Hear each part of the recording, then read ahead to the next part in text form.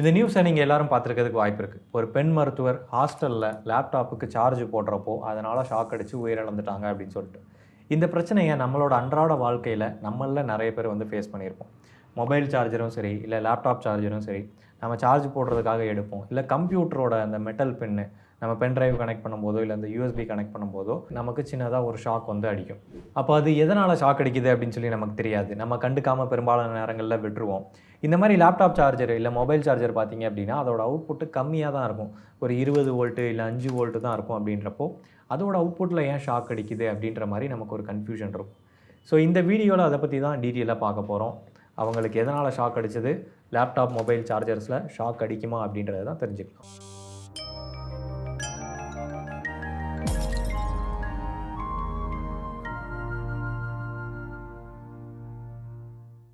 நம்ம முன்னாடி வீடியோலேயே எக்ஸ்பெரிமெண்ட் பண்ணி பார்த்துருப்போம். சராசரியான மனித உடலுக்கு எந்த வோல்டேஜில் ஷாக் அடிக்கும் அப்படின்றது அது 100 வோல்ட்டுக்கு மேலே தான் ஷாக் அடிக்கும், நம்ம உடலில் இருக்கக்கூடிய ஈரப்பதத்தை பொறுத்து. ஸோ இந்த மீட்டரையும் என்னோடய விரலையும் சேர்த்து வச்சு எந்த வோல்டேஜில் எனக்கு ஷாக் அடிக்குது அப்படின்றத நான் பார்க்க போகிறேன். இந்த இடத்துல வந்து ஷாக் அதிகமாகுது.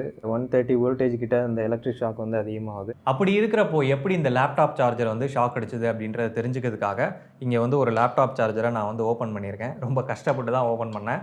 ஸோ ஃபுல்லாக ஓப்பன் பண்ணியாச்சு. உள்ளே பார்த்தீங்க அப்படின்னா எல்லா பக்கமும் க்ளூவை போட்டு ஃபில் பண்ணி வச்சுருக்காங்க. இந்த க்ளூ எல்லாத்தையும் ஓப்பன் பண்ணிட்டு இந்த சர்க்யூட் எங்கெங்கெல்லாம் கனெக்ட் ஆகுது, எங்கெங்கே போகுது, அண்ட் அவுட்புட்டில் லோயர் வோல்டேஜ் வரும்போது எதனால் நமக்கு ஷாக் அடிக்குது அப்படின்றதுக்காக நம்ம ஃபுல்லாத்தையும் ஓப்பன் பண்ணி ஒன்று ஒன்றா தெரிஞ்சுக்கிட்டோம். ஸோ அப்படி தெரிஞ்சதை நான் உங்களுக்கு சிம்பிளாக புரிகிற மாதிரி சொல்கிறேன். ஸோ உங்களுக்கு புரிஞ்சுது அப்படின்னா உங்களோட ஃப்ரெண்ட்ஸ் அண்ட் ஃபேமிலிக்கு ஃபார்வர்ட் பண்ணி விடுங்க. ஃபஸ்ட்டு விஷயம், எதுக்காக நமக்கு இந்த மாதிரி சார்ஜர் அப்படின்ற தனியாக ஒரு டிவைஸ் தேவைப்படுது? நமக்கு தான் எலக்ட்ரிசிட்டி இபி போர்ட்லேருந்து கொடுக்குறாங்கல்ல, அதே எடுத்து பேட்டரியில் கொடுத்தா சார்ஜ் ஆகாதா அப்படின்னு சொல்லி கேட்டிங்கன்னா ஆகாது. ஏன்னா பேட்டரி அப்படின்றது வேறு விதமான கரண்ட், நமக்கு இபிலேருந்து வரக்கூடியது வேறு விதமான கரண்ட். அது ஏசின்னு சொல்லுவோம், இபிலேருந்து வர்றது, பேட்டரியில் இருக்கக்கூடியது டிசி. அப்போ இந்த ஏசியை நமக்கு தேவைப்படக்கூடிய டிசியாக மாற்றணும். அதுக்காக பயன்படுத்தக்கூடிய சர்க்யூட்டுக்கு பேர் ரெக்டிஃபயர். சரி, டிசியாக மாற்றிட்டா மட்டுமே போதுமா அப்படின்னு சொல்லி கேட்டிங்கன்னா கிடையாது. ஏன்னா நமக்கு வரக்கூடிய வோல்டேஜ் வந்து 230 வோல்டேஜ் வருது. அதே பேட்டரியில் இருக்கக்கூடியது பார்த்தீங்கன்னா 5 வோல்ட்டோ 10 வோல்ட்டோ 20 வோல்ட்டோ தான் இருக்கும். ஸோ அப்போ 230 கொண்டு போய் டேரெக்டாக பேட்டரியில் கொடுக்க முடியாது இல்லையா? ஸோ அதுக்காக கொண்டு வரப்பட்ட காம்போனன்ட் தான் டிரான்ஸ்ஃபார்மர் அப்படின்றது. இந்த டிரான்ஸ்ஃபார்மர் நமக்கு வெளியிலலாம் வச்சுருக்காங்க இல்லையா, ரோடு சைட்லலாம், அந்த டிரான்ஸ்ஃபார்மர் தான். ஸோ அந்த டிரான்ஸ்ஃபார்மரோட வேலை வந்து ரொம்ப சிம்பிள் தான். வோல்டேஜாக மாற்றி கொடுக்குறது. அதிகமாக வந்துச்சுன்னா குறைச்சி கொடுக்கணும், கம்மியாக வந்துச்சுன்னா தேவைப்படுற இடங்களுக்கு தகுந்த மாதிரி அதிகப்படுத்தி கொடுக்கணும்.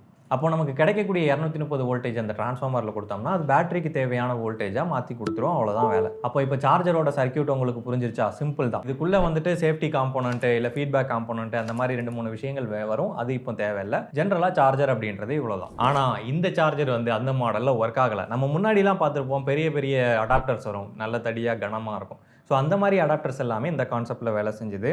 நம்ம இந்த சார்ஜரை நம்ம சொன்ன சிம்பிளான சர்க்யூட்குள்ளே ஃபிட் பண்ணணும் அப்படின்னா அதுக்கு தேவைப்படக்கூடிய டிரான்ஸ்ஃபார்மர் சைஸ் பார்த்தீங்கன்னா இவ்வளோ பெருசாக வரும். இதிலே போட்டிருக்கு, பார்க்க முடியும். 12 வோல்ட்டு 2 ஆம்பியர் டிரான்ஸ்ஃபார்மர். ஸோ நம்ம ஜஸ்ட்டு 2 ஆம்பியர் சார்ஜரை நம்ம ரன் பண்ணணும் அப்படின்னா அதுக்கு இவ்வளோ பெரிய டிரான்ஸ்ஃபார்மரை நம்ம கையில் தூக்கிட்டு சுற்றணும். அப்போ தான் வந்து நம்மளால் அந்த பேட்டரியை சார்ஜ் பண்ண முடியும். அப்போது இந்த மாதிரி டிரான்ஸ்ஃபார்மரோட சைஸ் அதிகமாகிறதுனால நமக்கு 2 விஷயம் நடக்கும். ஒன்று வந்து இந்த டிரான்ஸ்ஃபார்மருக்காக ஆகக்கூடிய காஸ்ட் அதிகமாகும். ஏன்னா காப்பர் டிரான்ஸ்ஃபார்மர் அப்படின்றதுனால காப்பர் காஸ்ட் அதிகமாகும். அதே மாதிரி போர்ட்டபுளாக இருக்காது. நம்மளால் எல்லா இடங்களுக்கும் ஈஸியாக சார்ஜரை தூக்கிட்டு போகிற மாதிரி இருக்காது. ஸோ இதை ஓவர் கம் பண்ணுறதுக்காக கொண்டு வரப்பட்டது தான் எஸ்எம்பிஎஸ் அப்படின்றது, ஸ்விட்ச்டு மோட் பவர் சப்ளை. இது எப்படி டிரான்ஸ்ஃபார்மர் சைஸை கம்மி பண்ணுச்சு அப்படின்றது தான் இன்ட்ரெஸ்டிங்கான விஷயம். அதை புரிஞ்சுக்கிறதுக்கு என் கையில் ஒரு லைட்டர் இருக்குது. ஸோ அந்த லைட்டர் எரியும் போது நான் இதில் விரல விட்டேன் அப்படின்னா என் கை பொசுங்கிரும். ஆப்வியஸ்லி அது எல்லாத்துக்கும் தெரிஞ்ச விஷயம் தான். பட் இதில் உள்ள இன்ட்ரெஸ்டிங்கான விஷயம் என்னென்னா, அதை நான் கண்டினியூஸாக வச்சா தான் என் கை பொசுங்கும். அதே நான் இப்படி டக்குன்னு உள்ளே விட்டு எடுத்துட்டேன்னா என் கைக்கு எதுவும் ஆகாது. அதே மாதிரி உள்ளே விட்டு எடுத்தேன்னா என் கைக்கு ஏதாவது ஆகுமா? பார்த்தீங்கனாலே தெரியும், ஒன்றுமே ஆகிறதில்ல. அப்போ இதிலேருந்து நெருப்பு எவ்வளோ பவர்ஃபுல்லாக வந்தாலும் சரி, அதில் எவ்வளவு நேரம் விரல் வச்சுருக்கோம் அப்படின்றதுக்கு தகுந்த மாதிரி தான் அந்த பாதிப்பும் இருக்கும் இல்லையா? அதே மாதிரி தான் நமக்கு இங்கே டிரான்ஸ்ஃபார்மரில் நம்ம கொடுக்கக்கூடிய இன்புட்டை வந்து வீட்டிலேருந்து கிடைக்கக்கூடிய அந்த 230 வோல்ட் ஏசி ஆல்டர்னேட்டிங் கரண்ட், இது வந்து ஒரு செகண்டுக்கு 100 தடவை ஆன் ஆகி ஆஃப் ஆகும். ஸோ நம்ம அந்த லைட்டரில் இப்படி ஸ்லோவாக மூவ் பண்ணிகிட்டே இருக்கோம் வரலை அப்படின்னா அங்கே தாக்கம் அதிகமாக இருக்கும் இல்லையா? அதே மாதிரி தான் அந்த டிரான்ஸ்ஃபார்மர்லையும் நமக்கு வரக்கூடிய அந்த 50 ஹெர்ட்ஸ் ஃப்ரீக்வன்சியில் ஒரு செகண்டுக்கு 100 தடவை ஆன் ஆகி ஆஃப் ஆகுதா, அதில் வந்து இதில் உருவாகக்கூடிய அந்த காந்தப்புலம் வந்து அதிகமாக இருக்கும். அப்போ இந்த காந்தப்புலத்தை குறைச்சிட்டா போதும், ஆட்டோமேட்டிக்காக டிரான்ஸ்ஃபார்மரோட சைஸ் கம்மியாயிரும். அதுக்காக தான் நம்ம இப்படி ஸ்லோவாக மூவ் ஆகிட்டு இருக்கக்கூடிய அந்த எலக்ட்ரிசிட்டி சப்ளையை இப்படி ஃபாஸ்ட்டாக மூவ் பண்ண வைக்கிறோம். ஸோ ஃபாஸ்ட்டாக மூவ் பண்ண வைக்கும்போது நமக்கு ஆட்டோமேட்டிக்காக அங்கே உருவாகக்கூடிய இம்பேக்ட் கம்மியாயிருது, அதனால் உருவாகக்கூடிய காந்த புலமும் கம்மியாயிருது, அதனால் டிரான்ஸ்ஃபார்மரோட சைஸும் கம்மியாயிருது. ஒரு செகண்டுக்கு 50 தடவை இப்படி போயிட்டு வந்தது ஒரு செகண்டுக்கு 15,000 தடவை இப்படி நம்ம போயிட்டு வர செய்கிறோம்.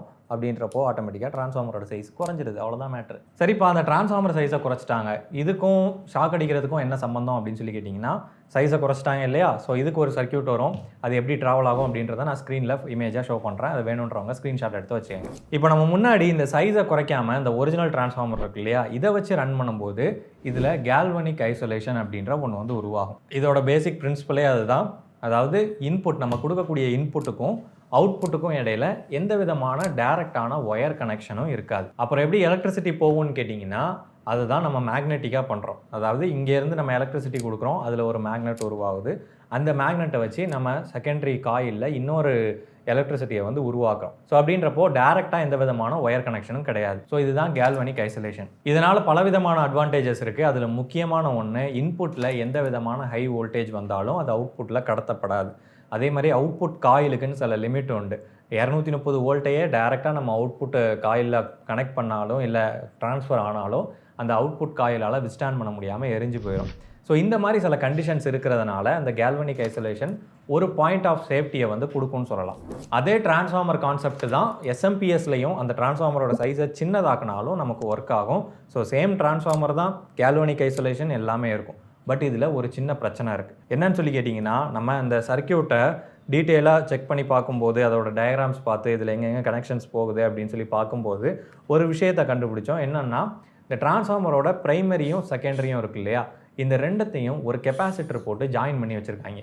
இந்த மாதிரி ஒரு கெப்பாசிட்டர் போட்டு நம்ம ஜாயின் பண்ணும்போது அங்கே கேல்வனிக் ஐசோலேஷன் அப்படின்றது காம்ப்ரமைஸ் ஆகிடுது. இவங்க எதுக்காக இந்த கெப்பாசிட்டர் போடணும் அப்படின்னு சொல்லி கேட்டிங்கன்னா, நம்ம இதோட ஃப்ரீக்வன்சியை அதிகப்படுத்துகிறோம் இல்லையா, 15,000 கிலோஹெர்ட்ஸ், 20,000 கிலோஹெர்ட்ஸ் நார்மலாக வரக்கூடிய சப்ளையை இந்தளவு அதிக ஃப்ரீக்வன்சியில் நம்ம ஸ்விட்சிங் பண்ணுறோம். இந்த மாதிரி ஸ்விட்சிங் பண்ணும்போது அதில் பயங்கரமான மேக்னெட்டிக் இன்டர்ஃபரன்ஸ் வந்து உருவாகும். இல்லை இதை ஒரு ஷார்ட் ரேடியோ இன்டர்ஃபரன்ஸ்னு கூட சொல்லலாம். நமக்கு மொபைல் சிக்னல்லாம் கம்யூனிகேட் ஆகுது இல்லையா, ரேடியோ சிக்னல், அதே மாதிரி இது வந்து ஆக்ட் ஆகும். ஸோ இதிலேருந்து எமிட் ஆகக்கூடிய இந்த ரேடியோ இன்டர்ஃபரன்ஸு வேறு ஏதோ எக்யூப்மெண்ட்டையோ இல்லை சிக்னலையோ வந்து அஃபெக்ட் பண்ணுறதுக்கான வாய்ப்பு அதிகம். ஸோ அந்த மாதிரி ஒரு சார்ஜரை கவர்மெண்ட்டோட ஸ்டாண்டர்ட்ஸ்குள்ளே ஃபிட் பண்ணணும் அப்படின்னா இந்த சார்ஜர்லேருந்து வெளியில் எந்த விதமான ரேடியோ இன்டர்ஃபரன்ஸும் இருக்கக்கூடாது. அப்படி இருந்துச்சுன்னா ஸ்டாண்டர்ட் அப்ரூவல் ஆகாது. ஸோ அதை கொண்டு வரணும் அப்படின்றதுக்காக இவங்க அந்த மாதிரி கெப்பாசிட்டரை போட்டு அதை அரெஸ்ட் பண்ணுவாங்க. இது தவிர்க்க முடியாத ஒன்று.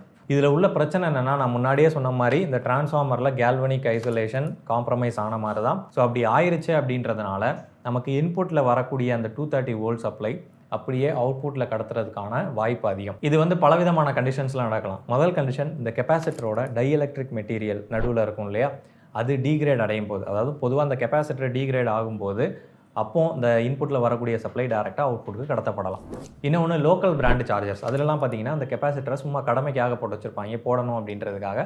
அதில் வேல்யூ கம்மியாக இருக்கும். அப்படின்றப்போ சிம்பிளாக நம்ம இன்புட் சப்ளை கொடுக்கும்போதே ஆட்டோமேட்டிக்காக அந்த கெப்பாசிட்டரால் எவ்வளவு கரண்ட்டை கடத்த முடியுமோ அந்த கரண்ட் வந்து அப்படியே நமக்கு அவுட்புட்டில் கிடைக்கும். அது மட்டும் இல்லாமல் ஹையர் வோல்டேஜ் கண்டிஷனில் வோல்டேஜ் ஸ்பைக் ஏற்படும் போது, இல்லை இன்டர்னலாக ஃபால்ட் ஏற்படும் போது, இந்த மாதிரி பலவிதமான கண்டிஷன்ஸில் நமக்கு இந்த கெப்பாசிட்டர் வழியாக இன்புட்லேருந்து அவுட்புட்டுக்கு வோல்டேஜ் கடத்தப்படுறதுக்கான வாய்ப்பு அதிகம். இதெல்லாம் யோசிக்காமையா இவங்க அந்த சர்க்கியூட்டை பண்ணியிருப்பாங்க, ப்ரொடெக்ஷன் இல்லாமலாம் பண்ணியிருப்பாங்க அப்படின்னு சொல்லி நம்ம யோசிக்கிறதுக்கு வாய்ப்பு இருக்குது. பட் இது வந்து எல்லா நேரங்கள்லையும் நடக்காது. நார்மலான ஹெல்த்தியான இந்த சார்ஜரோட ஆப்ரேஷனில் நமக்கு அவுட்புட்டில் ஷாக் அடிக்காது. ஈவன் நமக்கு நிறைய தடவை கூட நமக்கு ஷாக்கை ஃபீல் பண்ணியிருப்போம். கம்ப்யூட்டரோட போர்ட்ஸ்லையோ இல்லை சார்ஜரோட அந்த பின் அவுட்புட்லையோ நம்ம டெஸ்டரை வச்சு பார்க்கும்போது எரியும், அண்டு நம்ம கை வைக்கும்போது ஷாக் அடிக்கும். ஆனால் டேரெக்டாக 230 வோல்ட் ஷாக் வந்து அதை அடிக்காது. நம்ம முன்னாடியே வந்து அதை டெஸ்ட் பண்ணியிருக்கோம். அதுலேருந்து அவுட்புட்டில் கிடைக்கக்கூடிய வோல்டேஜ் வந்து கம்மியாக தான் இருக்கும். நம்ம அது வழியாக ஒரு லோடை கொடுத்து க்ளோஸ் பண்ணும்போது ஆட்டோமேட்டிக்காக அந்த வோல்டேஜ் வந்து ட்ராப் ஆகிடும். ஏன்னா அந்த கெப்பாசிட்டர் வழியாக கம்மியான கரண்ட்டை தான் பாஸ் பண்ண முடியும். அப்படின்றப்போ அதுக்கு தகுந்த ஷாக்கை தான் கொடுக்கும். ரொம்ப மோசமான கண்டிஷன்ஸில் மட்டும்தான் இந்த கெப்பாசிட்டர் ஃபெயிலியர் ஆகி அது ஷார்ட் சர்க்யூட் ஆகி அது மூலமாக அவுட்புட்டில் வோல்டேஜ் வர்றதுக்கான வாய்ப்புகள் இருக்குது. மற்றபடி நமக்கு கிடைக்கக்கூடிய ஷாக்கு இல்லை நம்ம டெஸ்டரை வச்சு மெஷர் பண்ணக்கூடியது எல்லாமே லோயர் கரண்ட்டு, லோயர் வோல்டேஜ் தான்.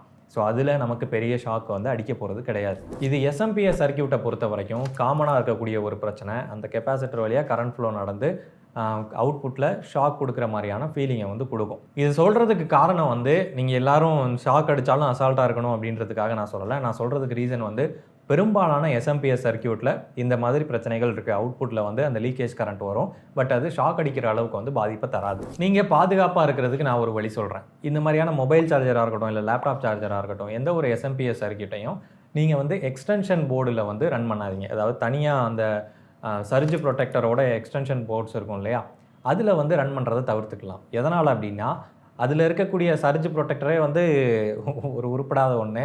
அது சீக்கிரம் ஃபெயிலியர் ஆயிரும். அதனால் பலவிதமான லீக்கை கொடுக்கும். அது மட்டும் இல்லாமல் அதில் லைட்டிங் சுவிட்சஸ் கொடுத்துருப்பாங்க. இந்த லைட்டிங் சுவிட்சஸில் லூஸ் கனெக்ஷனாக இருக்கும். அதில் பலவிதமான லீக்கிங் நடக்கும்.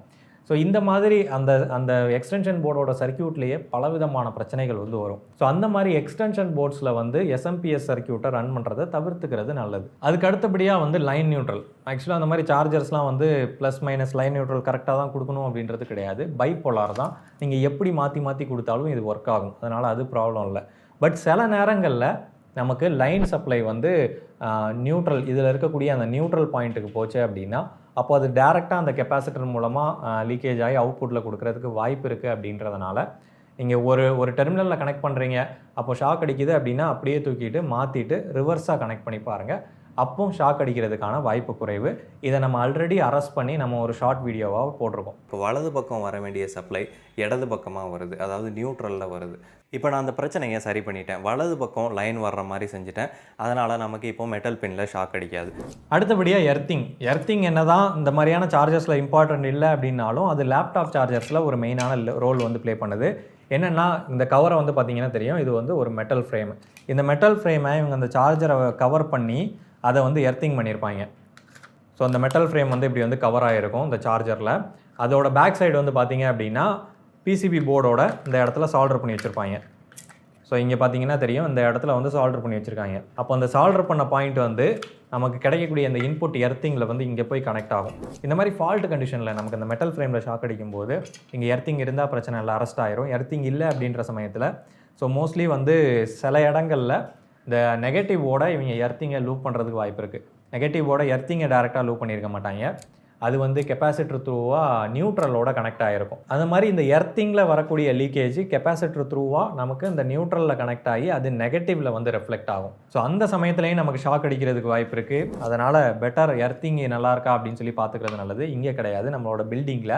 ஸோ பில்டிங்கில் பெரும்பாலும் இந்த கமர்ஷியல் ரெசிடென்ஷியல் பில்டிங்ஸ்லாம் வந்து எர்த்திங்கை ப்ராப்பராக மெயின்டைன் பண்ண மாட்டாங்க. மழை இருக்கும்போது, மழை பெய்யும் போது எர்த்திங் நல்லாயிருக்கும். மழை இல்லை, வெயில் காலம் அப்படின்னா எர்த்திங் மோசமாக தான் இருக்கும். சரி, இப்போ இந்த நியூஸை பொறுத்த வரைக்கும் எக்ஸாக்டாக அவங்களுக்கு எதனால் ஷாக் அடிச்சது அப்படின்றத தெரிஞ்சிக்க முடியல. ஏன்னா ஒவ்வொரு நியூஸ்லேயும் ஒவ்வொரு மாதிரி போட்டிருக்காங்க. சிலர் வந்து அந்த பவர் கேபிள் பிஞ்சு இருந்தது அப்படின்னு சொல்லி சொல்கிறாங்க. சிலர் அந்த பவர் கேபிளில் தான் ஷாக் அடிச்சது அப்படின்ற மாதிரி போட்டிருக்காங்க. அதாவது லேப்டாப்போட இந்த அவுட்புட் கிடையாது, அதுக்கு முன்னாடி நம்ம லேப்டாப் சார்ஜருக்கு ஒரு இன்புட் கொடுப்போம் இல்லையா, பவர் கேபிள், அது மூலமாக ஷாக் அடிச்சதுன்னு போட்டிருக்காங்க. சிலர் எக்ஸ்டென்ஷன் போர்டு கனெக்ட் பண்ணியிருந்தாங்க, அதுலேருந்து லீக் ஆகி ஷாக் அடிச்சிருக்கோம் அப்படின்ற மாதிரி போட்டிருக்காங்க. ஸோ எக்ஸாக்டாக இதனால தான் நடந்துச்சு அப்படின்ற மாதிரி இல்லை. அந்த இமேஜை பார்க்கும்போது, அதாவது அவங்க பாதிக்கப்பட்ட அந்த இமேஜை பார்க்கும்போது அதில் வந்து அந்த சார்ஜரை கையில் வச்சுருக்கிற மாதிரி தான் இருக்குது. அதோட இந்த செகண்ட் போர்ஷன் இருக்குது இல்லையா, அந்த லேப்டாப்பில் கனெக்ட் பண்ணுவோம் இல்லையா, இந்த போர்ஷனை அவங்க கையில் வச்சுருக்க மாதிரி தான் இருக்குது. ஸோ இது மூலமாக தான் அவங்களுக்கு வந்து ஷாக் அடிச்சிருக்கணும்னு நான் நினைக்கிறேன். அண்டு சார்ஜர்லேயும் வேறு ஏதாவது ஃபால்ட் இருந்திருக்கலாம், இல்லை லீக்கேஜ் கரண்ட்னால கூட அது ஹெவியாகி கெப்பாசிட்டர் ஷார்ட் சர்க்கியூட் ஆகி அதுக்கப்புறமா கூட அவங்களுக்கு ஷாக் அடிச்சிருந்துருக்கலாம். ஸோ அந்த சமயத்தில் அவங்களுக்கு எதனால் ஷாக் அடிச்சது அப்படின்றத வந்து எக்ஸாக்டாக தெரிஞ்சிக்க முடியல. ஸோ இந்த லேப்டாப் சார்ஜரில் ஷாக் அடிக்குமான்னு சொல்லி கேட்டிங்கன்னா அடிக்கும், பட் அதுவும் சர்டைன் லெவலில் தான் அடிக்கும். அண்ட் அதே சமயத்தில் ஃபால்ட் கண்டிஷனில் மொத்தமாக இன்புட்டில் வரக்கூடிய சப்ளை அப்படியே அவுட்புட்டில் வரதுக்கும் வாய்ப்பு இருக்குது. ஸோ அதனால் நீங்கள் பாதுகாப்பாக இருங்க. ஒரு இடத்துல சார்ஜ் போடுறீங்க அப்படின்னா அங்கே லைட்டாக ஷாக் அடிக்கிற மாதிரி தெரிஞ்சது அப்படின்னா அந்த போர்ட்டை மாற்றிட்டு வேறு போர்ட்டில் போட்டு பாருங்கள், இல்லை ரிவர்ஸில் கனெக்ட் பண்ணி பாருங்கள். கூடுமான அளவு ஷாக் அடிக்காத இடங்களில் சார்ஜரை கனெக்ட் பண்ணி யூஸ் பண்ணுங்கள். ஸோ இவ்வளோ தான் இந்த வீடியோ உங்களுக்கு பிடிச்சிருக்கும், புரிஞ்சிருக்கும் அப்படின்னு சொல்லி நம்புகிறேன். இன்ஜினியரிங் ஃபேக்ட் சேனலுக்கு சப்ஸ்கிரைப் பண்ணுங்கள். நன்றி.